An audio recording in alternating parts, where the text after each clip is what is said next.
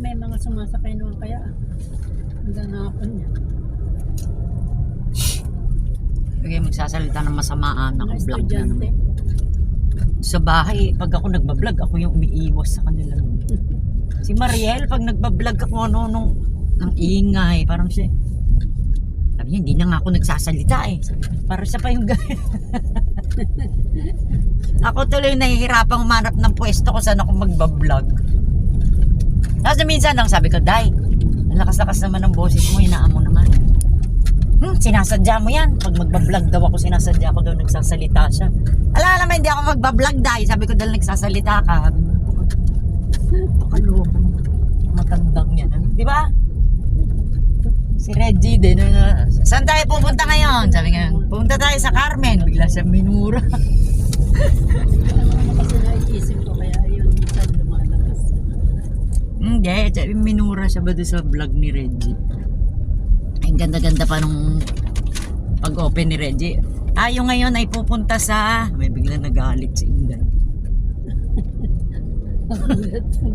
Nanonood. Akala mo. Viewers.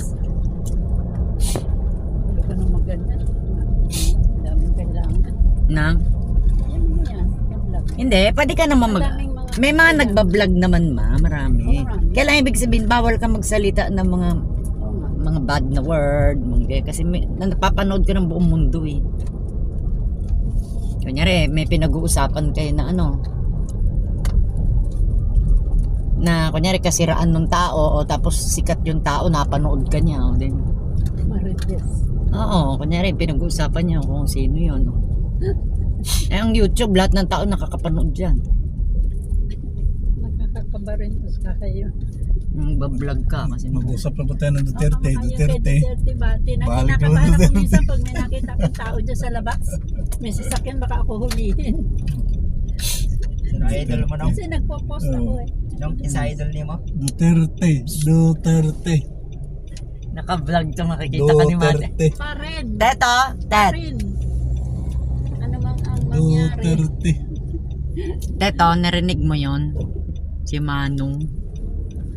Duterte.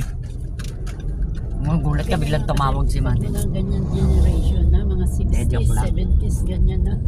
Ang? Dahil ba? Generations. Mga generation, mga matatanda na. Iba na. Quezon City. Ba't nagkalat yung ambulansya dyan? Ano